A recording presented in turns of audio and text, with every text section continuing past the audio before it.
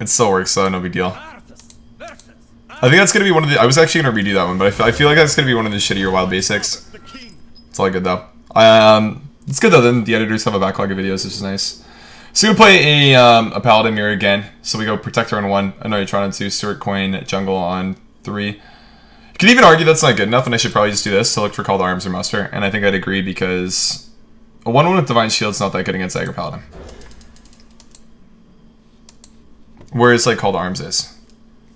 And I think it's fair to just mulligan for those cards and look for them.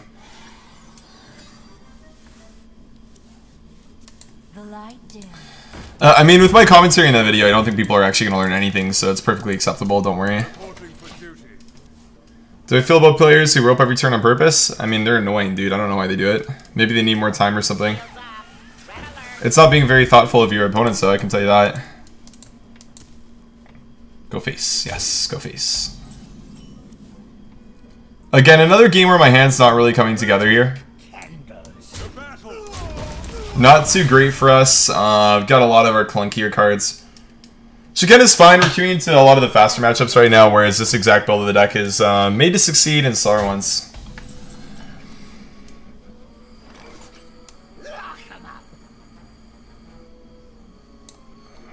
Play around the Rallying Blades of the world. See if he trades. He might just Call to Arms here, and then we can coin Quartermaster if he doesn't trade. See what's up though. Not feeling too good about this game though, at all. Again, I feel like it's one of those where I could have kept my 1-2-3, but actually he switched to a Dude Paladin deck. Hopefully that hits face and he doesn't trade.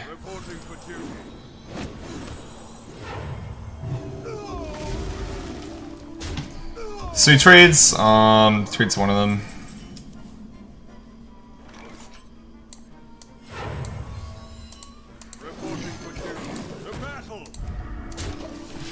I'm not going to trade at all because I want to maximize the chances of Quartermaster actually being able to do something next turn. And I feel like he might commit resources into the Crystal Line because this board's kind of scary for him. The fact that he didn't trade the 1/1 was the only reason why I didn't concede there. Because I got Crystal Line out. Kind of funny, actually. Even though his minions have Divine Shield, if I just have a bunch of recruits left over, then I'm in a good spot because they're 3/3s and his are 2/2s now. But he should just be full trading Silver Hands here. He shouldn't be doing anything but clearing 4 of them and leaving me with only 1. We'll see if he follows through and makes a good play here or not. One of the shitty parts about me giving commentary like that is if I'm getting sniped, then my opponents can often just make good plays based on that. Okay, so he didn't make the right play. Well, I mean, we could value trade with Quartermaster, or we could jungle plus tag it on. What adapts are good? I think Quartermaster overall is just stronger with the jungle plus Quartermaster next turn. But yeah, that's one of the problems with giving good commentary a lot of time is that like if you give good commentary and then you're getting sniped, I'm basically offering my opponent exactly what he should do on a silver platter to win. Fortunately, based on what he did that turn, we can tell he's not watching the stream, which is awesome. And we actually get some good value trades in there. But I definitely think this is a game that I shouldn't have won ever, and it's probably just due to the fact that I'm playing against an opponent very late in the season here. Because I think if he played this game properly, I wouldn't win. I should say correctly, I shouldn't necessarily say properly, I guess, but like here, not trading with the Divine Shield just makes absolutely zero sense to me at all. Like, I just don't understand why you wouldn't trade. Like, at a certain point, you gotta recognize that these matchups are all about having board.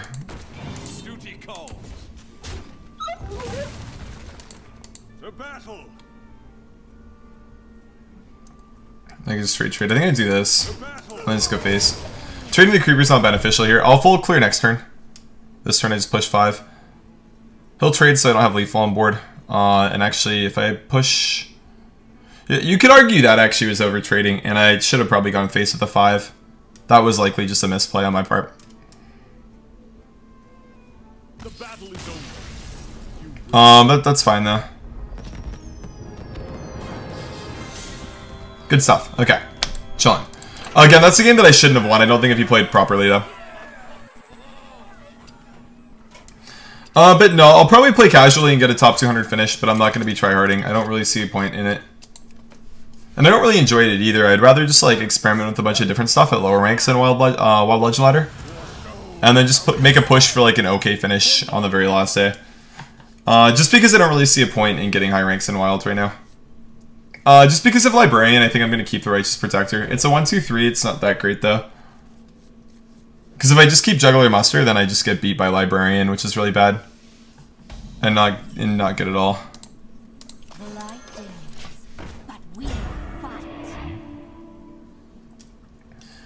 Is everything just Paladin now? I think a lot of ladder decks are just Paladin right now because it's a very accessible class to play. It's probably the most straightforward class, even more straightforward than Big Priest right now. So I would say Aggro Paladin is a very, very accessible deck. That's powerful and just has, you know, very, very strong cards that are very straightforward to play with. Gonna play the Darkshire here so I can actually dodge Defile for another turn. Obviously it does play into coin Hellfire. But I think I'm fine taking that risk, I don't really care. The ability to play Muster for Battle on top of the Darkshire is worth it in my opinion. And the fact that he has to use coin here is really good too. What? The fuck? What was that? A misstep. Reporting for duty. Level up doesn't require you to have slots on the board for minions, so this is fine. He has to have second Defile for that to ever be good, and then he would be baiting me with the Divine Shields. It's not something that we can play around though. You don't beat double Defile top whatever against Warlocks. Top 9. It doesn't happen. If he has it, he has it. If he doesn't, he doesn't. I mean, it wouldn't be setting up for Hellfire. If he had Hellfire, he would coin it every time. He would always coin Hellfire there. Then coin the Defile. Okay, good stuff. Again, I don't really care about overcommitting. Again, I don't think that I'm beating 2 Defiles. My opponent's just better than I am, I guess. The 1-1's better than Shield and Minibot because it's level up here. It's a 3-3 technically. Which is just stronger in general.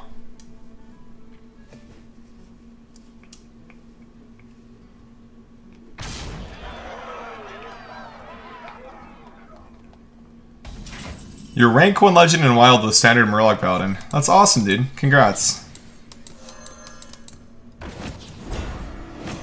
Being rank 1's pretty sweet. Again, I think I'm just gonna hero power over Minibot. You could argue Hellfire is a relevant thing, and I think that I would agree in this exact case. So I'm gonna actually do this instead of it. I'm not gonna trade into that. There's no reason to for me. I just go face. We get a Smork and win now. Why doesn't Control Lock work in Wild? Because all the decks cheat out big boys really fast. Standard doesn't have the problem with the mana cheat stuff that Wild does, so they can play a lot slower games with the Control Warlock decks. Whereas in Wild, we just get dumpstered by a lot of stuff like that, unfortunately.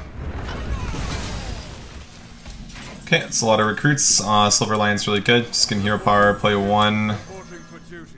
And play the line, I think, and then go face and swing face. He's still a fair while off of just playing a Void Lord, but if he gets Void Caller into Void Lord, we just lose here. It's just something that happens. Be funny, Hellfire and then trade would mean that he's at 1, which would mean that if we actually got a better roll on the Juggler there and didn't all hit the Sea Giant, we could have actually beat him with that. Could also argue that in the case that I traded, I wouldn't have to, like, he would have had to Shadow Flame the Molten Giant, which would have meant that I would win. Which is kind of funny as well. Is level up good enough to craft? I'd say it's like on the fence. I don't think it's the best card in the deck by any means, but I think it's good. So how much damage do we have now? Clearly not enough to win with, but we're close, right? 5 plus 6 is actually 11. That's really funny. So I'm gonna Silver Hand to level up because then next turn I can just Divine Favor.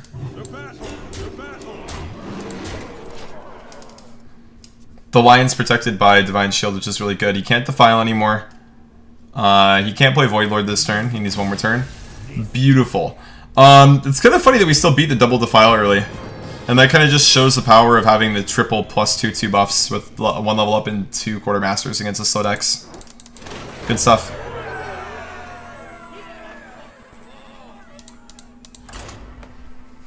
Pyro is viable for sure, yeah. I climbed from like rank 5 to 1 with it.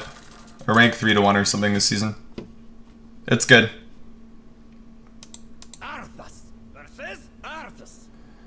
I didn't start playing Hearthstone in beta. I started playing shortly after beta. I don't like Stegadon, but I like 1-2, coin 3, coin 4. Because I don't have cards that synergize with the Silver Hand Recruit buffs. So I'm going to look to get some of those or weapons like Muster or Rallying Blade.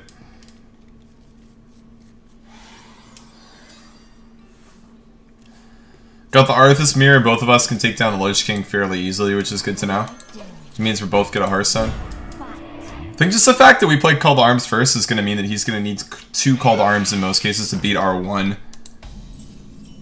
Okay, so we should just win this game. How many cards do we have left to pull? 1, 2, 3, 4, 5, 6. So we can't draw a 2 or 1 drop now. Otherwise, we only pulled 2 cards with our second Call to Arms, which is still good enough. As funny as that sounds. Let's get some Knife Jugglers popping off too. That's exactly what we want to see here. Is some juggling. Juggle, juggle, juggle. Hey man, no juggling.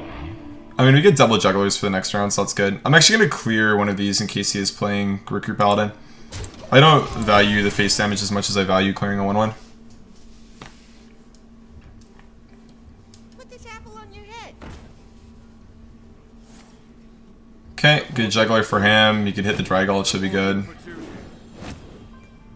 Both, I mean, it doesn't really matter where you hit, right? All the hits are good for him. And the Creeper's nuts as well. He still has a weapon swing. Fortunately, we do gotta clear his juggler, which is really, really good for us. Oh no, we don't. Never mind. So I could definitely lose the game now, unfortunately. I need to get double juggler in a row and probably just snipe this bad boy or a bunch of his minions. Absolute worst ordering, which means that this is now a game of Hearthstone that I don't always win, unfortunately. It's kind of funny. Double Call to Arms gets beat by 1 Knife Juggler and a Haunted Creeper and a Muster for Battle because my juggler order was the absolute worst. Literal shittiest ordering with the 2 drops there, which sucks. Yeah, just let me get a legend first, Grandpa. Don't worry, man. Okay, that's one thing about these Paladin mirrors that isn't too fun, is they're often kind of lame, and now I just have to concede even though I drew the nuts. Because my nuts didn't work out too well.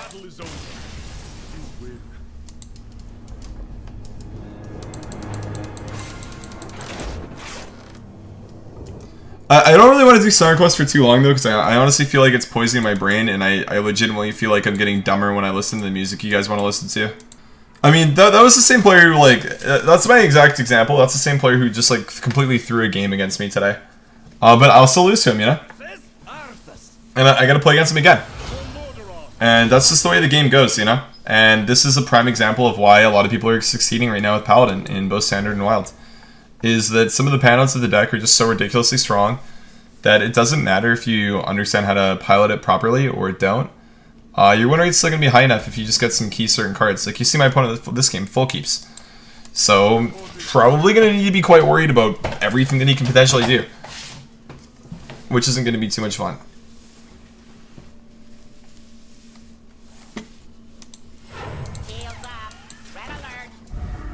And now my juggler's bad. Just the way of the world, but I still have to do this. I can't not play the juggler because then I fall really far behind in tempo. If I just hero power, because then all my recruits die is mini bot. Fortunately, coins, so his Call to Arms is going to be coming out late. And again, my hand this game is good. I have a 1, 2 into a 3. Please value trade. Please get greedy, dude. There should be no reason you leave up the juggler ever. Good stuff.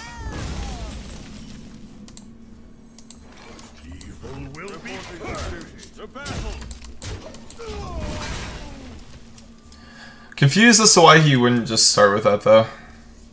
I guess it's trading the exact same way, so it's probably fine. Doesn't really matter.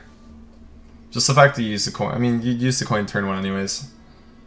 Minibot beats juggler, I guess. It's fair, like, cleanly. Makes me feel bad about playing it, though. I just feel bad about playing juggler in general, though. Darl's the card that I definitely don't think makes it in Wilds, and I think the fact that he's going face here is quite bad. Because if I do have second juggler off the Call to Arms, then, I mean, it's obviously going to pop off, right? I think you need to be making the trades as often as you possibly can.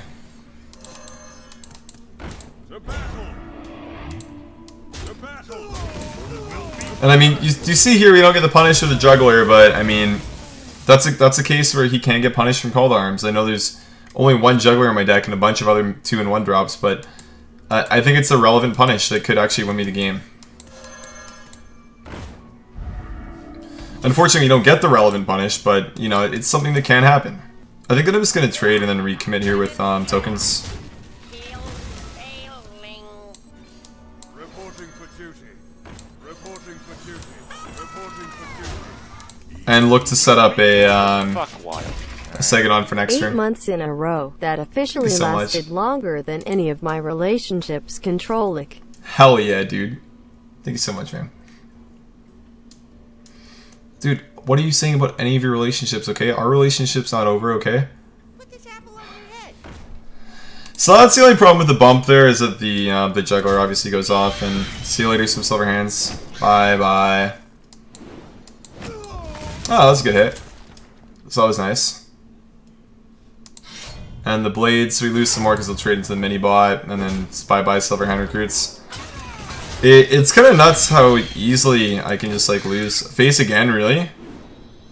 Wow, that's unlucky for him. That's ridiculously unlucky. And super unlikely as well. I'm going to play a Recruit and a Protector, because Protector is really good here. I guess I can adapt first and then figure out what we want to do. That was really unlucky, though. With attack, how much do we have? We have 17. I mean, we just go +1/1, right? +1/1's really good here.